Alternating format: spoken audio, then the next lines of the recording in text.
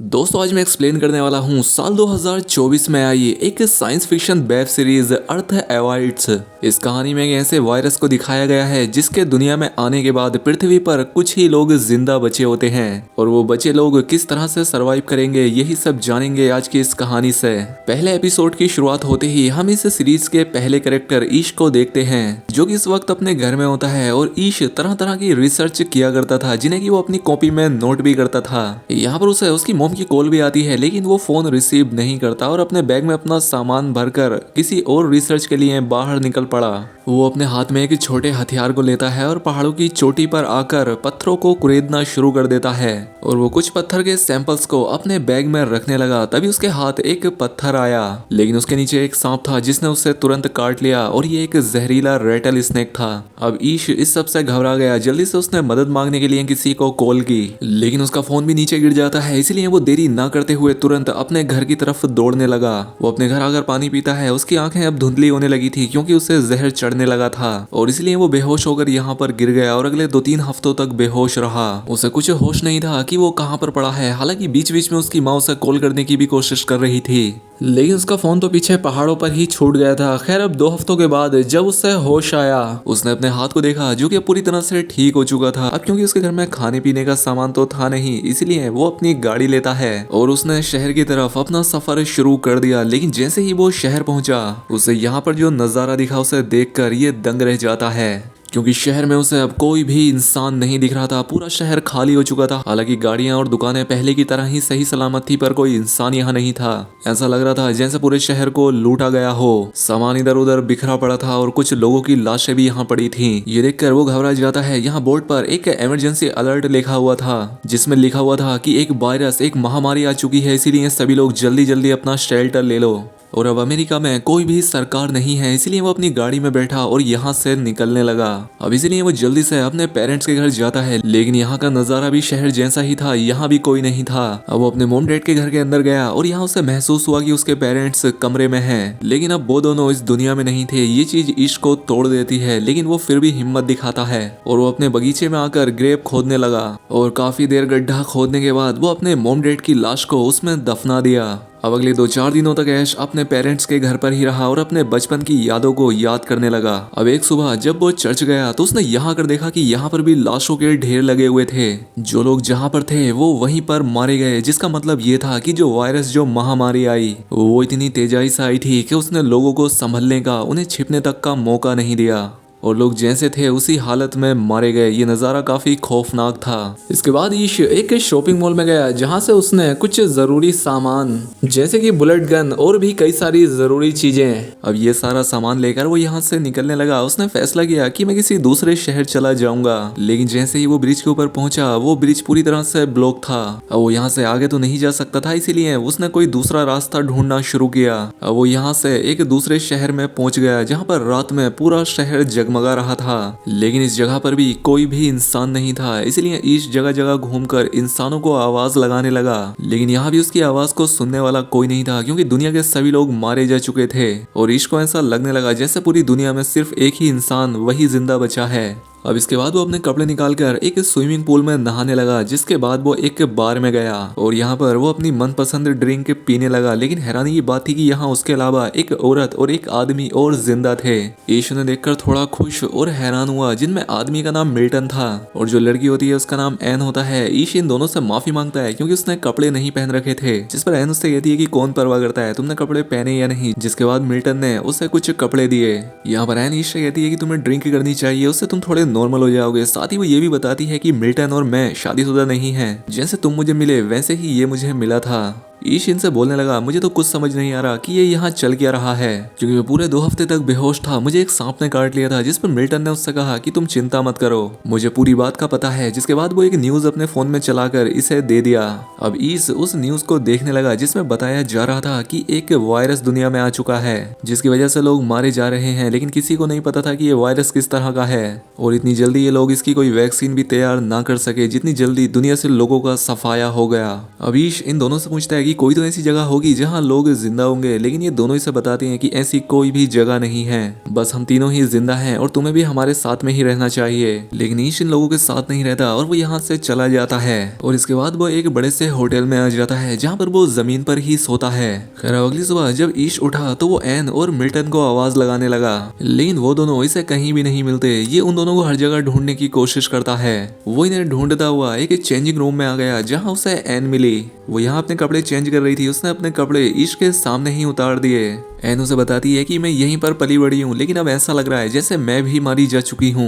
ईश उससे कहता है कि लेकिन तुम तो जिंदा हो, जिस पर वो लड़की कहती है कि हाँ, लेकिन हमारे पास सब कुछ करने को नहीं बचा है। ये कहकर वो यहाँ से जाने लगी। खैर अब इसके बाद ये दोनों मिल्टन के पास पहुंच गए जहाँ पर वो इन दोनों के लिए खाना बना रहा था। ईश एन से पूछता है कि तुम्हारे हस्बैंड कहाँ पर हैं, जिस पर वो बताती है कि मेरा पति और मेरी बेटियां मारी जा चुकी हैं और मैं इस होटल में एक कॉन्फ्रेंस के लिए आई थी, लेकिन तभी ये पेंडेमिक आई और मैं यहाँ फंस गई। और जो मिल्टन था उसकी पत्नी भी यहीं पर मारी गई थी। हालांकि एन ने उसकी वाइफ की मदद करने की कोशिश की थी, लेकिन वो तो नहीं बचे और मिल्टन और एन यहाँ पर फंसे रह गए, जिस वजह से ये दोनों यहाँ साथ ही थे। अब ये लोग यहाँ पर खाना खाते हुए और भी कई सारी बातें करने लगे। मिल्टन कहता है कि पहले हमने सोचा कि शायद हम दोनों ही जिंदा हैं, लेकिन अब तुम आ गए हो। जिस पर ईश कहता है कि मैं तुम्हारे साथ नहीं रुक सकता, मैं यहाँ से जा रहा हूँ। ये शहर काफी बड़ा है, क्या पता कोई और भी मिल जाए। ये बात सुनकर एन थोड़ी निराश हो गई। वो यहाँ से उठकर चली जाती है।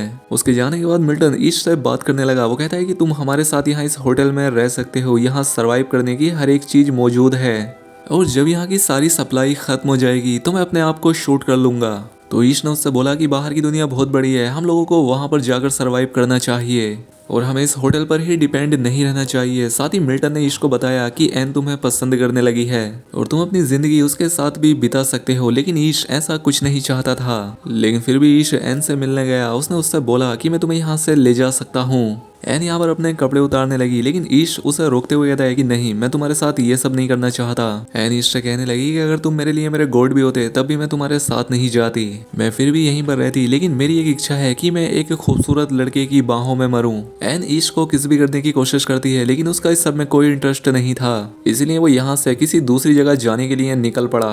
जब वो तेजी से अपनी गाड़ी दौड़ा रहा था तभी उसके सामने एक कुत्ता आ गया। ईश उस कुत्ते से मिला। उसे पता लगा कि ये कुत्ता भी मेरी तरह ही अब लावारिस हो चुका है, इसलिए उसने इस कुत्ते को भी अपनी गाड़ी में बिठाया और सीधा लाइब्रेरी पहुंच गया, क्योंकि अब उसके पास करने के लिए दूसरा कोई काम तो था नहीं। इसलिए उसने फैसला किया कि वो लाइब्रेरी के अंदर बहुत सारी बुक्स को पढ़ेगा। इसलिए उसने कई सारी किताबें इकट्ठा कर ली और वो एक घर में रहने लग गया। अब वो कुत्ता ही उसका परिवार था, वो उसके साथ ही रहने लगा और इस तरह से उसका पूरा 1 साल बीत गया। वो हर सुबह जॉगिंग करता, गाड़ी चलाता, लकड़ियां काटता और नहाने के लिए चला जाता था, क्योंकि उसके पास दूसरा कोई काम नहीं था। लेकिन एक दिन अचानक उसका कुत्ता भौंक रहा था और ईश ने जब अपनी बालकनी में आकर देखा तो उसे बहुत दूर धुआं उठता दिखा, जिसका मतलब था कि ईश के अलावा भी वहां पर कोई और इंसान जिंदा था। ये देखकर उसके अंदर एक उम्मीद जाग उठी।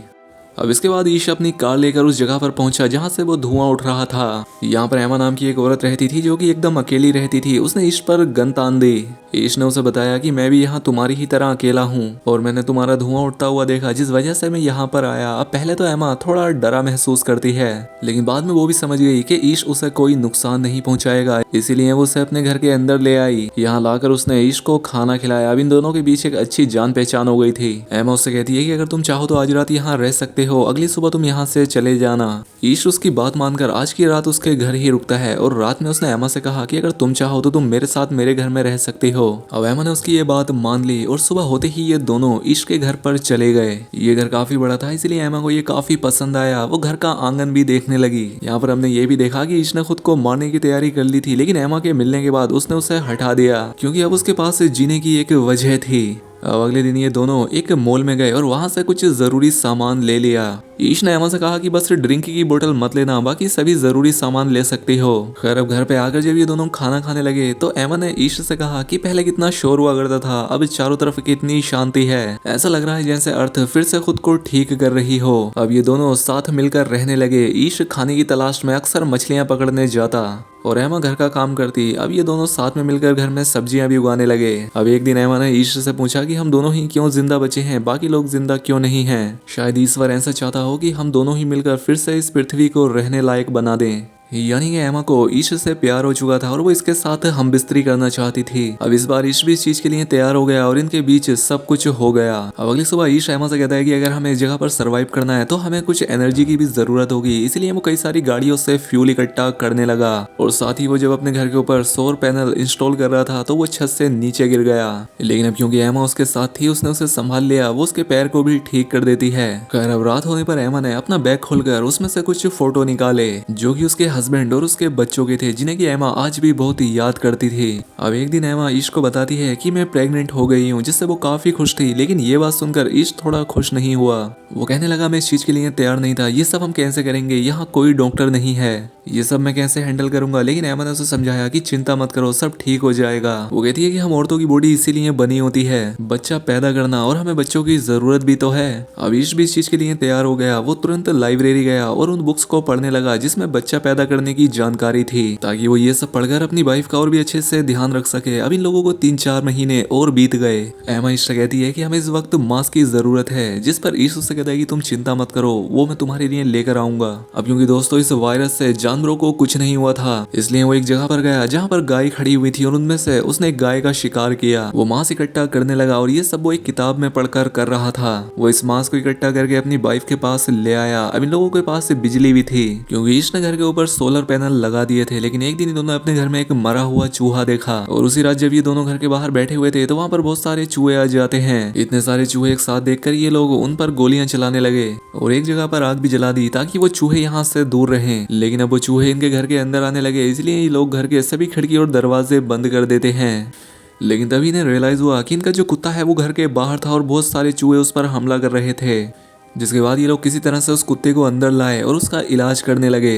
अब ईश इन सारी चीज़ों से काफ़ी टेंशन में था। वो एमा से कहता है कि कहीं डिलीवरी के वक्त में तुम्हें खो ना दूं, क्योंकि ऐसा अक्सर औरतों के साथ हो जाता है। जिस पर एमा उसे समझाती है कि बिल्कुल नहीं, मेरे साथ ऐसा नहीं होगा, क्योंकि मैं पहले भी बच्चे पैदा कर चुकी हूँ। लेकिन अब मेरी दोनों बेटियां इस दुनिया में नहीं है क्योंकि इस वायरस की वजह से वो मर चुकी हैं। मैं भी बिल्कुल अकेली हो गई थी और मैंने भी अपनी जान लेने का सोचा, लेकिन फिर बाद में मैंने सर्वाइव करने का फैसला किया और आज मैं तुम्हारे साथ हूँ, हम दोनों मिल गए, इसलिए तुम्हें घबराने की कोई जरूरत नहीं है। खैर अब सुबह हुई और जब ये लोग घर से बाहर निकले तो देखा कि घर से बाहर अब कोई चूहा नहीं था, सारे चूहे जा चुके थे। यहाँ पर सिर्फ कुछ बिल्लियां थी जो कल रात मरे चूहों को खा रही थी। अब एमा की डिलीवरी का वक्त आ गया था। हालांकि वो ये पहले कर चुकी थी, लेकिन ईश के लिए ये पहली बार था। वो घबराया हुआ था। अब डिलीवरी के वक्त जब एमा का बच्चा बाहर नहीं आ रहा होता तो वो ईश से कहती है कि तुम्हें बच्चे को घुमाना होगा। ईश के लिए ये काफी मुश्किल काम था, लेकिन फिर भी वो करता है। वो बच्चे को घुमाता है और वो उसे बाहर निकाल लेता है। एमा ने एक छोटी बच्ची को जन्म दिया था। अब अपने बच्चे के पैदा होने के बाद ईश भी काफी इमोशनल हो गया। उसकी आंखों में आंसू थे। उसने उसी पल ठान लिया कि इस बंजर दुनिया में वो फिर से इंसानियत को कायम करेगा। अब ईश अकेला नहीं रहा था, उसका अपना एक परिवार था। लेकिन अब उसके परिवार के साथ ही उसकी और जिम्मेदारियां भी बढ़ गई थीं। अब एमा ने एक बड़ा कदम उठाया। वो चाहती थी कि और भी लोग आकर यहाँ उनके साथ रहें, इसलिए उसने शहर के चौराहे पर जाकर पेंट से लिख दिया। उसने अपना पता लिख दिया और कहा कि अगर कोई सर्वाइवर जिंदा है तो इस पते पर आ जाए। और उसके बाद ही हम इस चौराहे पर एक इंसान को देख पाते हैं, जिसका मतलब ये था कि इन लोगों के अलावा कोई और भी अभी जिंदा है। अब ये सर्वाइवर कौन है, ये इनका दोस्त साबित होगा या इनका दुश्मन? क्या ये इनके हंसते खेलते परिवार में और खुशियां लाएगा या उन्हें उजाड़ देगा? जानेंगे सीरीज के तीसरे एपिसोड में, जिसका अगला पार्ट तभी आएगा जब आपने इस वीडियो पर कमेंट करके पार्ट 2 लिखा। बाकी दोस्तों अभी तक आपको ये सीरीज कैसी लगी हमें कमेंट में बताएं। साथ ही चैनल को सब्सक्राइब और वीडियो को लाइक भी कर लें। मिलते हैं हमारी अगली शानदार वीडियो में।